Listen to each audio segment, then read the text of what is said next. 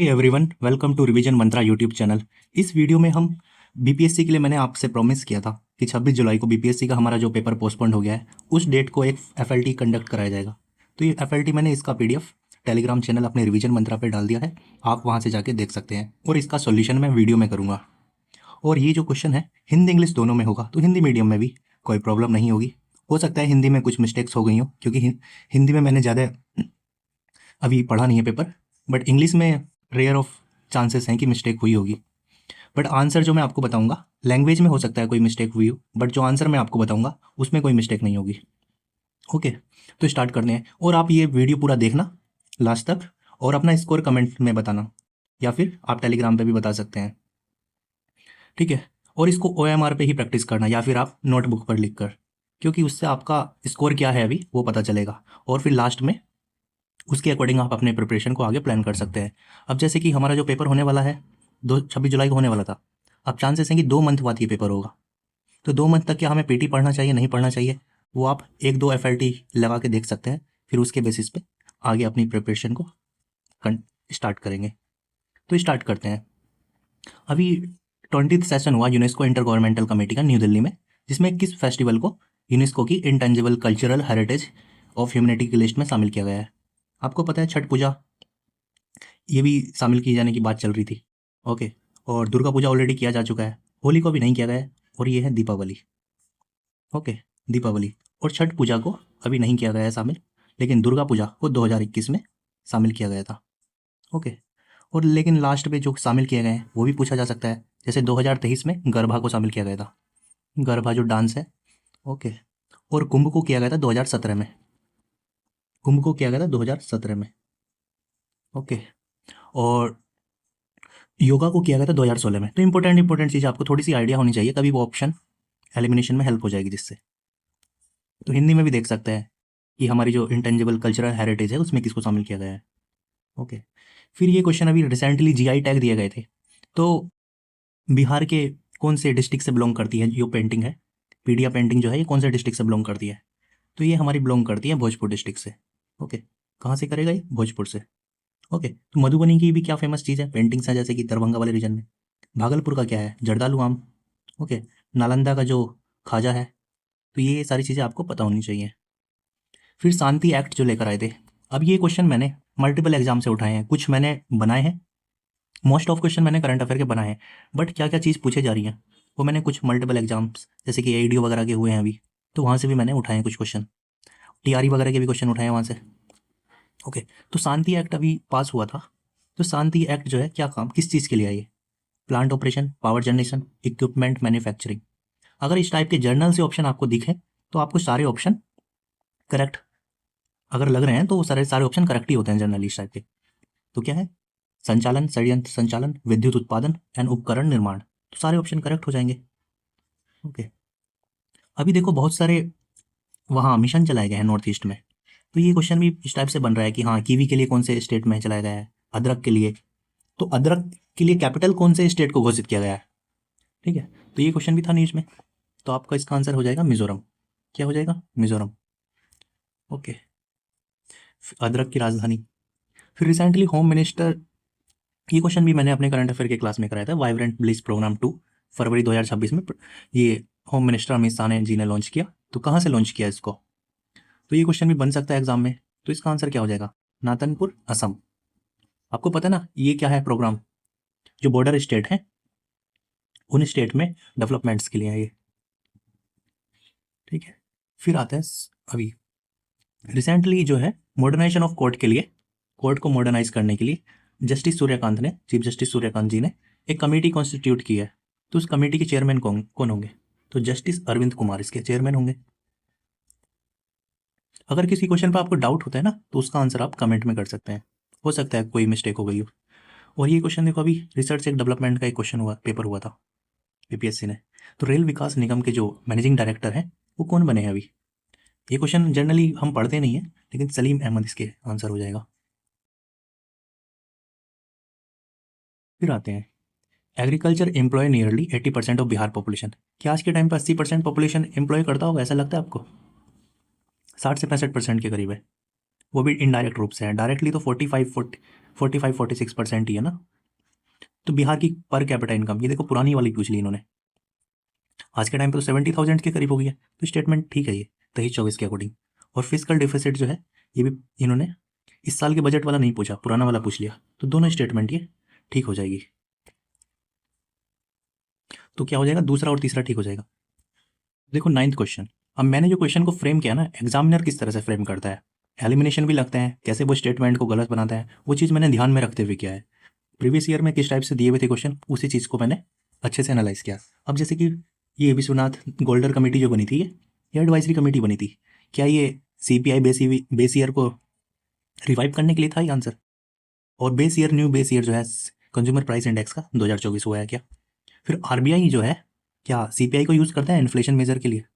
तो स्टेटमेंट आपको आइडेंटिफाई करना है कि कौन सा रॉन्ग है। जब भी मैंने बताया ना, एक एलिमिनेशन वाली जो वीडियोस बनाई थी मैंने, जब भी 3 स्टेटमेंट दिए हुए हैं तो चांसेस है तीनों स्टेटमेंट बहुत कम गलत होंगे, सही बहुत कम सही होंगे, या फिर तीनों बहुत कम गलत होंगे। कभी भी तीनों स्टेटमेंट गलत नहीं होंगे, ना ही कभी तीनों स्टेटमेंट ठीक होंगे। तो वो चीज़ आपको आइडेंटिफाई करनी थी। अब जैसे कि ये तो ठीक है, बेस ईयर जो है कंज्यूमर प्राइस इंडेक्स का 24 ही है, ये मैंने बताया भी था आपको, और CPI ही यूज़ करता है RBI इन्फ्लेशन मेजर के लिए, तो ये स्टेटमेंट भी ठीक है। बट स्टेटमेंट क्या है ये गलत, गोल्डर कमेटी जो बनी थी ये GDP को रिवाइव करने के लिए बनी थी, GDP का बेस ईयर। ओके, तो GDP के बेस ईयर को रिव्यू करने के लिए बनी थी, तो पहला स्टेटमेंट गलत हो जाएगा, तो ऑप्शन बी हो जाएगा इसका करेक्ट, 2 और 3। ओके, अब देखते हैं 10वां क्वेश्चन। कि अमंग इस टाइप का क्वेश्चन भी पूछा गया है, नेशनल फैमिली हेल्थ सर्वे से पूछा जाता है ना क्वेश्चन, जैसे कि ऑल स्टेट और यूनियन टेरिटरी में लक्षद्वीप जो है लोवेस्ट फर्टिलिटी रेट है, क्या ऐसा है बात? ओके, मैंने आपको बताया ना कि सिमिलर से ऑप्शन अगर दिए होंगे ना, आपको आइडेंटिफाई करना है, हो सकता है लक्षद्वीप ना हो सकता है अंडमान निकोबार हो। तो इस टाइप के क्वेश्चन अगर आपको दिए हैं ना, तो आपको अच्छे से एलिमिनेशन काम करते ही ये चीज़ें, क्योंकि एग्जामिनर क्या करता है ना, ऐसे ऑप्शन को गलत बनाता है। हो सकता है फर्टिलिटी यहाँ कम ना हो सकता है ज़्यादा हो, तो ऐसे ऑप्शन को एग्जामिनर गलत बना देता है कभी कभी। Bihar recorded the lowest fertility, Bihar में लोवेस्ट थोड़ी है, लोवेस्ट और हाईएस्ट इस टाइप के ऑप्शन में गलत बनाए जाते हैं, इंक्रीज हो रहा है डिक्रीज हो रहा है, तो बिहार में तो हाईएस्ट है। कभी कभी हम जल्दी से एग्जाम में सही से पढ़ेंगे नहीं क्वेश्चन को, और जल्दी से आंसर कर देंगे यही, हाँ ये बात सही है, बट ये गलत है स्टेटमेंट। और नेशनल लेवल पे स्टंटिंग जो है चिल्ड्रन में वो डिक्लाइन हुआ है, बल्कि बिहार में इंक्रीज हुआ है, तो ये स्टेटमेंट भी गलत है। ओके, तो क्या हो जाएगा, नन, तीनों स्टेटमेंट इसमें गलत हो जाएगी। बट एग्जाम में जनरली तीनों स्टेटमेंट बहुत कम गलत होते हैं, इस टाइप के क्वेश्चन को मैंने जानबूझ के बनाया हुआ है यहाँ। फिर national film award 71st। Okay, तो मैंने बताया ना कि ये जो TFR जो है ना लोवेस्ट कहाँ है, वो अंडमान निकोबार में है। ओके, अंडमान निकोबार में 1.8 हो गया है, और बिहार में कितना है, 0.7। ओके, इंडिया का 2 है। नेशनल फैमिली हेल्थ सर्वे की मैंने जो वीडियो बनाई थी ना, वो एक बार जाके आप जरूर देखना, उसमें मैंने कंपेयर करके ग्राफ वगैरह बना के बनाया हुआ है कि कहाँ इंक्रीज़ हुआ है कहाँ डिक्रीज़ हुआ है, तो काफ़ी अच्छी वीडियो है वो। ओके, फिर 11 क्वेश्चन कि नेशनल जो फिल्म अवार्ड्स हैं 71st वाले, तो ये biographical drama Sam Bahadur won the best features film, क्या सैम बहादुर को बेस्ट फीचर्स फिल्म का अवार्ड मिला है? नहीं, ये मिला है किसको, यहाँ से क्वेश्चन हमेशा बन रहा है, तो 12th फेल को मिला है, किसको मिला है, 12th फेल मूवी को। ओके, और जो सैम बहादुर ये जो मूवी है ना, इसको इन्वायरमेंटल और सोशल कैटेगरी में, सोशल अवेयरनेस वाली कैटेगरी में इसको अवार्ड मिला है। फिर विक्रांत मेशी को बेस्ट एक्टर का अवार्ड मिला है, अलोन नहीं, SRK को भी तो मिला है, शाहरुख खान को। ठीक है, तो ये भी आपको याद रखना है, विक्रांत मेशी को जो है 12th फेल के लिए मिला था, और शाहरुख खान को जवान मूवी के लिए मिला था। ओके, फिर हैनुमैन डायरेक्टेड बाई, ठीक है, ये क्वेश्चन जो है, अगर 3 स्टेटमेंट दिए हैं, मैंने आपको बोला ना तीनों स्टेटमेंट जनरली या तो इनकरेक्ट नहीं होते या फिर करेक्ट नहीं होते, तो हमने देख लिया कि 2 स्टेटमेंट हमारे गलत हो गए हैं, तो चांसेस है कि थर्ड वाला स्टेटमेंट तो सही होगा ही एटलीस्ट, और वहाँ देखो थर्ड वाला ऑप्शन दिया हुआ है, तो एग्जाम में भी ये वाली ट्रिक काम करती है। तो आप ध्यान से अगर पढ़ेंगे क्वेश्चनों को PYQ के, तो इस टाइप की ट्रिक काम करती है। जैसे कि हनुमान जो मूवी है, एनिमेशन की कैटेगरी में बेस्ट फिल्म को अवार्ड मिला है इसको। ओके, तो स्टेटमेंट जो है ओनली 3 सही हो जाएगा।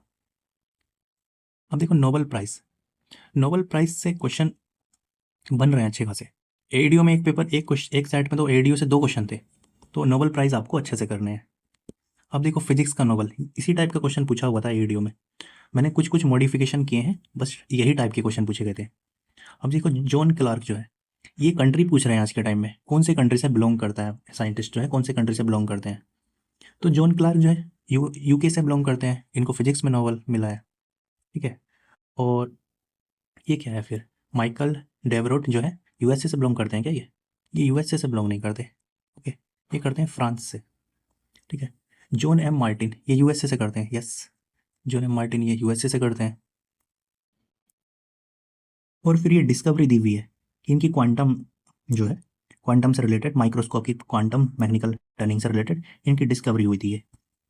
तो ये तीनों स्टेटमेंट नीचे के ठीक है, दोनों स्टेटमेंट ठीक है, तो ऑप्शन ए इसमें करेक्ट हो जाएगा।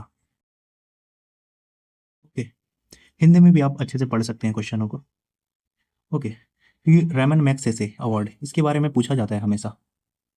ओके, इसके बारे में एग्जाम में हमेशा पूछा जा रहा है, क्योंकि पिछली बार भी पूछा गया था। तो एजुकेट गर्ल जो है इसको मिला है इंडिया में।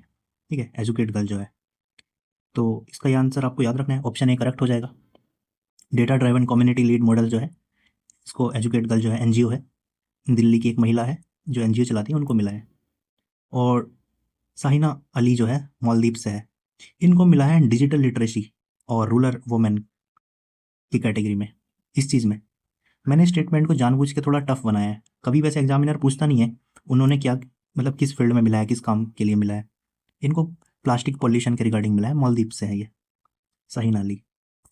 ओके, और फिर ये फिलीपींस की हैं एक्टिविस्ट, तो इनको भी स्टेटमेंट ये भी ठीक है, तो स्टेटमेंट दो गलत हो जाएगी, सी ऑप्शन इसमें करेक्ट हो जाएगा। फिर ये इंटरनेशनल ईयर्स एग्जाम में पूछे जा रहे हैं काफ़ी आज के टाइम में। अब जैसे कि यूनाइटेड नेशन ने जो ईयर्स डिक्लेयर किए हैं, इसमें कौन सा इनकरेक्टली मैच है। International year of sustainable resilience and tourism, ये मैंने अपने वीडियो में भी कराया था, तो आपको पता है इसका 2027 है। International years of women farmer, इसका 2026 है। अब देखो स्टेटमेंट एग्जामिनर क्या करता है, ऑप्शन तो वही रखते हैं बट वो लोग रिवर्स करते हैं। इसके ऑप्शन मतलब नीचे वाले का ऑप्शन तो ऊपर वाले में कर देंगे, या फिर ऊपर वाले का ऑप्शन नीचे वाले में कर देंगे, तो यही दोनों स्टेटमेंट गलत हो जाएगी, पहला और दूसरा। और 2028 में अभी तक कोई सा इंटरनेशनल ईयर्स नहीं मनाया जा रहा है, और 29 को जो है एस्ट्रॉयड अवेयरनेस के रिगार्डिंग मनाएंगे हम, तो ऑप्शन ए हमारा गलत हो जाएगा। फिर हाँ, ऑस्कर में ये के पॉप डेमन हंटर को, इसके रिगार्डिंग पूछ लिया है कि हाँ इसको बेस्ट एनिमेटेड मूवीज़ की कैटेगरी में अवार्ड मिला है, स्टेटमेंट बिल्कुल ठीक है। इसको नेटफ्लिक्स पर रिलीज़ किया गया था, ये भी बात ठीक है। और थर्ड स्टेटमेंट भी ठीक है, तो इसमें तीनों स्टेटमेंट ठीक हो जाएंगे, क्योंकि एनिमेशन वाली मूवीज़ को भी एग्जामिनर पूछ लेता है। वैसे तो best actor, actress and movie and director 4 question बनते हैं, बट आज के टाइम पे एनिमेशन वगैरह भी पूछ लेते हैं लोग। अब देखो क्लाइमेट रिस्क इंडेक्स, ये भी क्वेश्चन हमेशा बनता है। ओके, क्लाइमेट रिस्क इंडेक्स यहाँ से भी क्वेश्चन बनता है। तो इंडिया की जो रैंक है 9th रैंक है, 9th रैंक पे है अफेक्टेड कंट्री में ग्लोबली, तो ये स्टेटमेंट ठीक है। ठीक है, population affected by extreme weather, India rank first, लेकिन टोटल नंबर्स ऑफ पॉपुलेशन में इंडिया नंबर 1 नहीं है। ओके, उससे आगे बांग्लादेश वगैरह है, तो इंडिया की रैंक जो है थर्ड है, पॉपुलेशन जो अफेक्ट हो रही है नंबर्स ऑफ पीपल्स में। और third most affected country in long term, हाँ, जो जो 3 मोस्ट अफेक्टेड कंट्री है ना, Dominica and Myanmar and Honduras, ये लॉन्ग टर्म अगर इम्पैक्ट देखा जाए, ये 3 कंट्री हैं जहाँ सबसे ज़्यादा अफेक्ट हुई हैं कंट्रीज। तो स्टेटमेंट हमारी क्या हो जाएगी, बी ऑप्शन हमारा गलत हो जाएगा, तो इसका सी ऑप्शन हो जाएगा करेक्ट, 16 का सी। ओके, फिर 17 पे आते हैं। कि जो बजट में एलोकेशन हुआ है, तो उसका असेंडिंग ऑर्डर बताना है, बढ़ता हुआ क्रम। तो आपको पता है सबसे ज़्यादा एलोकेशन कहाँ हुआ है। अब देखो मिनिस्ट्रीज पूछा है, 2 क्वेश्चन बनते हैं यहाँ से, अगर मिनिस्ट्री पूछे है ना, तो डिफेंस मिनिस्ट्री को सबसे ज़्यादा मिला है। ओके, तो पहले नंबर पे तो डिफेंस मिनिस्ट्री हो जाएगा, फिर सेकंड पे ट्रांसपोर्ट वगैरह सेक्टर हो जाएगा। ओके, फिर तीसरे पे होम अफेयर हो जाएगा, और फोर्थ नंबर पे consumer affair and food public distribution. तो 17 का आंसर क्या हो जाएगा, फिर बी आंसर हो जाएगा। क्या हो जाएगा, बी आंसर हो जाएगा, क्योंकि सबसे कम ये है और हाईएस्ट ये है डिफेंस। ओके, थोड़ा बहुत आपको इसका नंबर्स भी जान लेना चाहिए, जैसे डिफेंस मिनिस्ट्री में कितना करती है सरकार, 7.85 लाख करोड़ है। कंज्यूमर अफेयर वगैरह पे कितना है, 2.07 lakh crore. And home affair पे कितना है, 2.55। ओके, ट्रांसपोर्ट में कितना है अपना, 5.98 लाख करोड़। थोड़े बहुत नंबर्स आपको पता होने चाहिए, एग्जाम में अगर एग्जामिनर अगर टफ क्वेश्चन बनाएगा तो नंबर्स वगैरह वो दे देंगे। ओके, फिर स्टॉक मार्केट के बारे में पूछा गया है। India has slip to 5th position among the world largest stock market after overtaken by Taiwan. मैंने आपको बताया ना, रैंक वाले ऑप्शन जो है जनरली गलत होते हैं। तो India 5th position pay slip नहीं हुआ है, इंडिया जो है 6th पोजीशन पे हुआ है और ताइवान 5th बन गया है स्टॉक मार्केट में। ओके, निफ्टी जो रिप्रेजेंट करता है 30 मोस्ट लिस्टेड कंपनी होती हैं और सेंसेक्स में कितनी होती है, 50 होती है। दोनों स्टेटमेंट इसमें दोनों बात रिवर्स की हुई है। अब जैसे कि मैंने आपको बताया ना कि जहाँ भी आपको डेटा वगैरह दी जाए ना, चांसेस हैं वो लोग डेटा गलत कर देते हैं, नंबर्स, डेटा, रैंक, इंडेक्स, इस टाइप की जो चीज़ मिल जाए। ओके, तो निफ्टी की कितनी है, 50 कंपनी है और सेंसेक्स में कितनी है, 30 है। ओके, और स्टॉक मार्केट जो रेगुलेट किया जाता है आरबीआई के द्वारा किया जाता है क्या, तो बैंक का रेगुलेशन करती है आरबीआई। तो स्टॉक मार्केट का किया जाता है सेबी के द्वारा। ओके, सेबी 1989 में बना था और 92 में उसको एक्ट के थ्रू बनाया गया था, स्टैच्यूटरी स्टेटस दिया गया था। तो none of the above option हो जाएगा।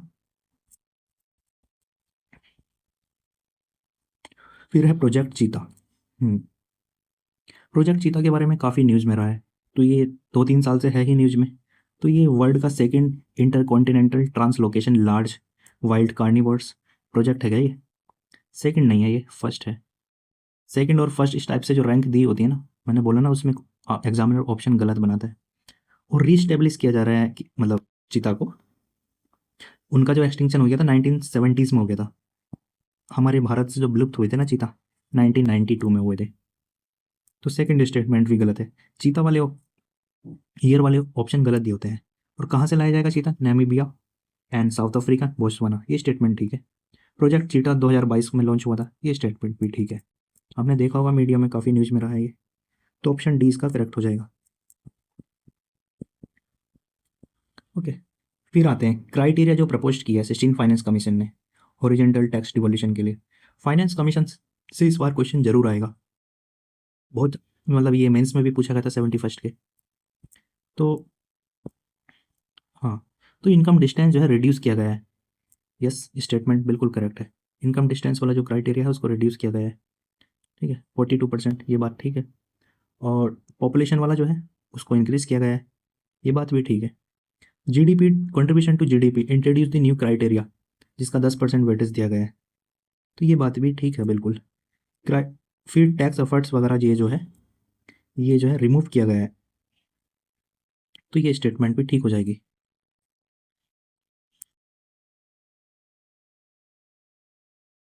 तो सारे स्टेटमेंट जो है हमारे ठीक हो जाएंगे, तो ऑप्शन क्या हो जाएगा, ओके, जो है ओनली फोर्स, मतलब चारों हो जाएंगे हमारे ऑप्शन।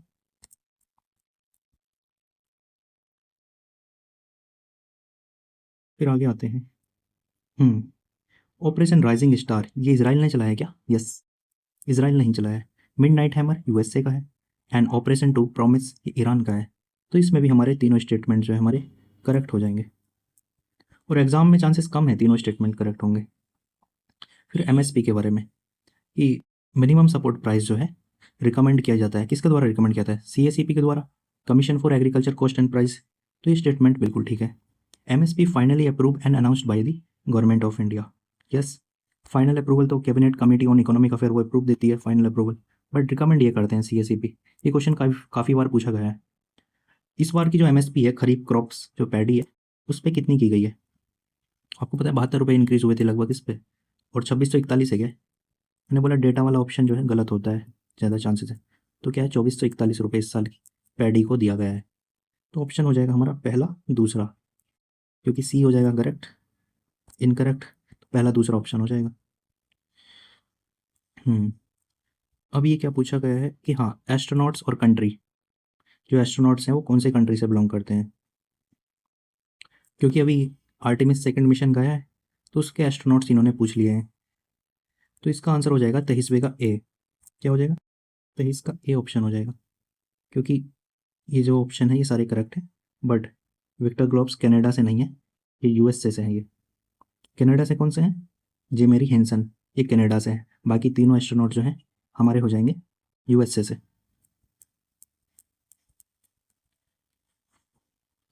तो 4 एस्ट्रोनॉट्स गए थे, इसके बारे में आपको अच्छे से याद रखना है। फिर नॉर्थ ईस्ट इंडिया के फेस्टिवल बहुत पूछे जाते हैं एग्जाम में, एडीओ में भी पूछा गया था। तो हॉर्नबिल फेस्टिवल जो है ये कोहिमा नागालैंड में सेलिब्रेट हुआ है क्या? ओके, फेस्टिवल ऑफ फेस्टिवल्स कहा जाता है इसको। फिर जीरो फेस्टिवल म्यूजिक, ये कहाँ सेलिब्रेट हुआ? ये सिक्किम में हुआ है क्या? ये सिक्किम में नहीं हुआ, ये हुआ है अरुणाचल प्रदेश में। कहाँ हुआ है? अरुणाचल प्रदेश।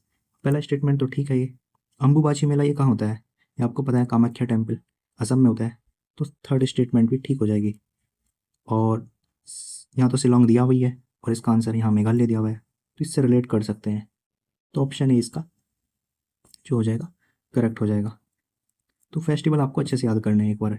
हॉर्नबिल कहाँ है? नागालैंड कोहिमा। जीरो कहाँ है? ये म्यूजिक फेस्टिवल है, ये अरुणाचल प्रदेश में है। ओके, अम्बुबाची कहाँ है? ये असम में है ये। और शिलोंग का चेरी ब्लॉसम फेस्टिवल ये मेघालय में है। ओके, फिर आते हैं मेज प्रोडक्शन। अब रैंक वगैरह पूछी जाती हैं कि पल्स के प्रोडक्शन में कौन से कंट्री का किसका क्या रैंक है। तो मेज प्रोडक्शन में पूछ लिया है। रैंक वाला एक मैंने वीडियो बनाया हुआ है, वो आप वहाँ से जाकर देख सकते हैं। उसमें माइंड भी दिया हुआ है, मिनरल्स भी दिए हुए हैं, और वेजिटेबल्स फ्रूट्स वगैरह किस में किस चीज़ की रैंक है वो स्टेट की भी दिया हुआ है उसमें, और कंट्रीज़ भी दिए हुए हैं। तो मेज प्रोडक्शन में कौन सा स्टेट नंबर 1 है? क्या पूछा है इन्होंने? असेंडिंग ऑर्डर, बढ़ता हुआ क्रम पूछा है। तो आपको पता है ना, बिहार की जो रैंक है 3rd रैंक है। तो बिहार तो 2 में दिया हुआ है, 2 ऑप्शन में। तो इसमें से कौन सा हो जाएगा? सेकंड पे जो है कर्नाटक है, पहले नंबर पे एमपी है। ऑप्शन ए इसमें करेक्ट हो जाएगा। ओके, फिर 26वां क्वेश्चन। बिहार का जो बजट है फिजिकल डिफिसिट वो कितना है? 2.99%। स्टेटमेंट बिल्कुल करेक्ट है। फिजिकल डिफिसिट जो है अप्रोक्सीमेट कितना है? ये है 36,112। ये स्टेटमेंट गलत है, ये है 38,111.8 करोड़। ओके, 16 फाइनेंस कमीशन ने रिकमेंड किया है 30-31 तक कितना करना है? 3%। बिहार ने तो अभी अचीव कर लिया है इस टारगेट को, तो थर्ड स्टेटमेंट भी हमारा सही हो जाएगा। और फिजिकल डिफिसिट जो है फिजिकल रेस्पॉन्सिबिलिटी बजट मैनेजमेंट जो फ्रेमवर्क है उसकी प्रेस्क्राइब लिमिट में ही है। तो फोर्थ स्टेटमेंट भी हमारी करेक्ट हो जाएगी। तो हमारा स्टेटमेंट क्या हो जाएगा? सी करेक्ट हो जाएगा।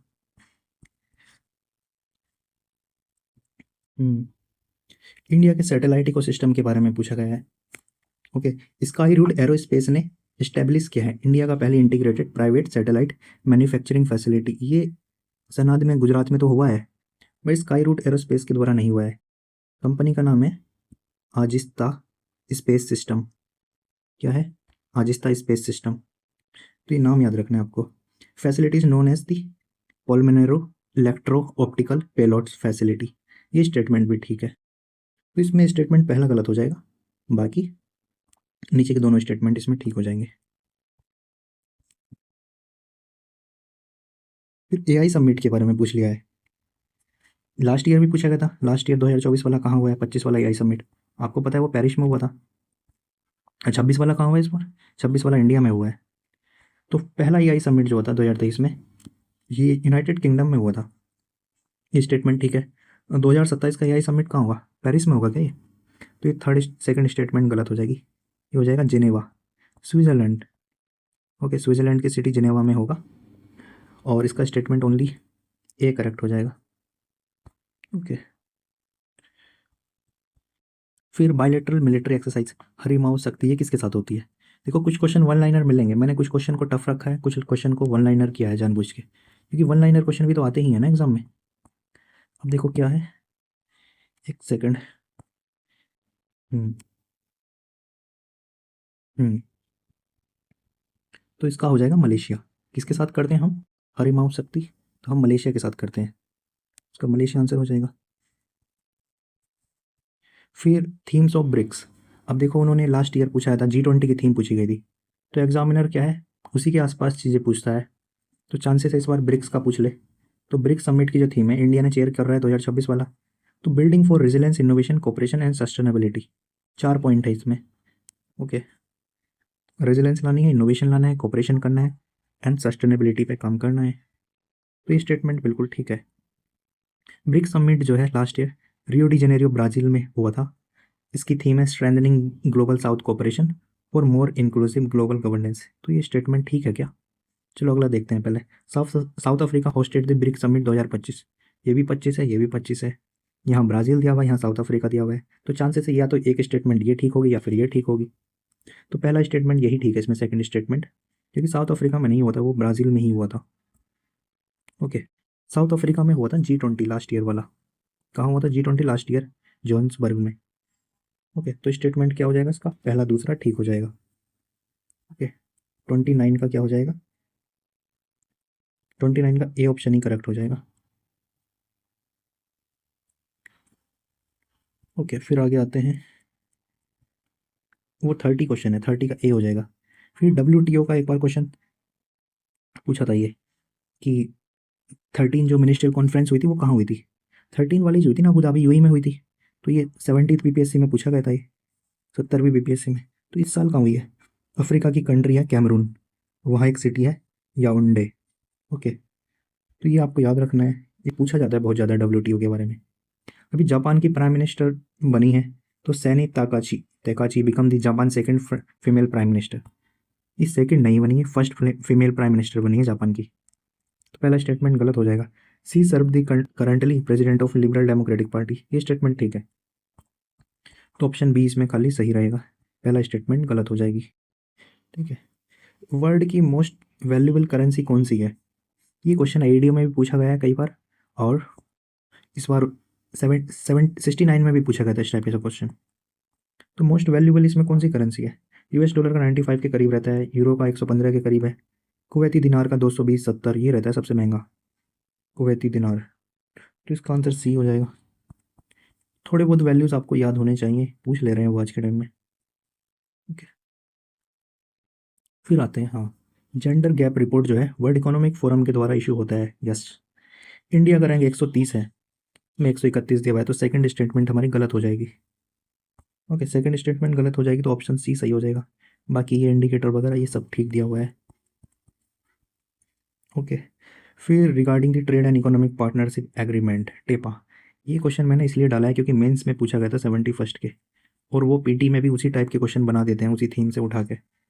तो ये कौन सी कंट्री के बीच हुआ था? Switzerland, Norway and Iceland and फिर क्या है, लाइंचेस्टन। तो सारे कंट्री ठीक दिए हुए हैं, पहला स्टेटमेंट ठीक है। ओके, फिर इसका जो टारगेट है ना, ये ना 100 बिलियन का इन्वेस्टमेंट करेगा और 15 साल के लिए करेगा, 15 साल का टारगेट है, और 1 मिलियन जॉब जनरेट्स होंगी, 10 लाख। तो सेकंड स्टेटमेंट गलत हो जाएगी, पहला स्टेटमेंट बिल्कुल ठीक है। फिर आगे आते हैं, हाँ, पद्म श्री अवार्ड्स इस बिहार में किस किस को मिला? तो विश्वनाथ बंधु, इनको मिला है फोक डांस के कंट्रीब्यूशन में, विश्वनाथ बंधु। और भारत सिंह भारती, इनको मिला है भोजपुरी फोक संगीत में। और गोपाल जी त्रिवेदी को, इनको साइंस और इंजीनियरिंग की कैटेगरी में मिला है। तो तीनों स्टेटमेंट हमारे ठीक हो जाएंगे यहाँ। फिर परम रुद्र पूछ लिया है, ये सुपर कंप्यूटर है बिहार का पहला। ओके, CDEC ने इसको बनाया है और IIT पटना में इसको इंस्टॉल किया गया है, ये बात भी ठीक है। परम Rudra deploy under the phase 3 of national super computer mission, और इसको मीटी और डिपार्टमेंट ऑफ साइंस टेक्नोलॉजी का इनिशिएटिव है ये joint. Super computer computing power, क्या पावर है इसकी? 338 टेफ्लॉप्स। तो अगर इस टाइप का ऑप्शन आपको बहुत ज़्यादा डिटेल में दिया होगा ना, तो आप मान के चलेंगे वो ऑप्शन ठीक है। तो इसमें क्या है, तीनों चारों सही हो जाएंगे। ओके, चारों ऑप्शन इसके जो हैं सही हो जाएंगे। फिर आता है, हाँ, बली राजगढ़ फोर्ट के बारे में पूछा गया है। ये क्या नालंदा डिस्ट्रिक्ट में है? क्या ये गया डिस्ट्रिक्ट में है? कैमूर डिस्ट्रिक्ट में है? फिर क्या ऑप्शन दिया हुआ है? None of the these, none of the above. क्योंकि कहाँ है ये? मधुबनी में है। ये 2000 साल पुराना एरिया है, उसको ASI ने अभी सर्वे किया था। फिर आते हैं बिहार लेजिस्लेटिव असेंबली में जो वोटर टर्नआउट है 66.9, हाईएस्ट है हिस्ट्री में हमारे। तो ये स्टेटमेंट क्या देखने में तो लगेगा ठीक है ये, बट ये क्या दिया हुआ है? 1961 से अभी तक हाईएस्ट है, तो ये क्या है? 1951 से है। ओके, सिंस 1951 से हाईएस्ट है ये। और टोटल फीमेल वोटर जो है 71% है। यस, और मेल वोटर जो है कितना था? 62। सेकंड स्टेटमेंट ठीक हो जाएगा, और ये बी स्टेटमेंट सेकंड ठीक हो जाएगा, पहला गलत है। फिर 39, एक सेकंड, हाँ, बरेला वर्ल्ड सेंचुरी के बारे में पूछ लिया है। तो ये कौन से डिस्ट्रिक्ट में है? ये वेस्ट चंपारण में नहीं है, कैमूर में नहीं है, गया में नहीं है, और तो ये कहाँ है? None of these. ये है वैशाली में। ओके। इकोनॉमिक सर्वे में दिया, बताइए यहाँ कुछ प्रोजेक्ट वगैरह लगाए जाएंगे। ये हमने सारे क्वेश्चन डिस्कस कर लिए हैं। करंट अफेयर के मैंने इसमें 40 से 45 क्वेश्चन रखे थे, 5-6 क्वेश्चन और होंगे। बाकी जो बचे हुए क्वेश्चन है मैं इसके नेक्स्ट पार्ट में लेकर आऊँगा। आप इसके सारे सॉल्यूशन जरूर देखना वीडियो के, क्योंकि 71st में हो सकता है, 71st के पैटर्न पे बनाया हुआ है ना ये, तो 72 में हो सकता है यहाँ से इसी के बेसिस पे क्वेश्चन पूछ ले। और AEDO वगैरह का जो एग्ज़ाम होगा उसमें भी पूछा जा सकता है। ओके, मिलते हैं नेक्स्ट वीडियो में। Thanks for watching this video, और चैनल को सब्सक्राइब करना ना भूलें।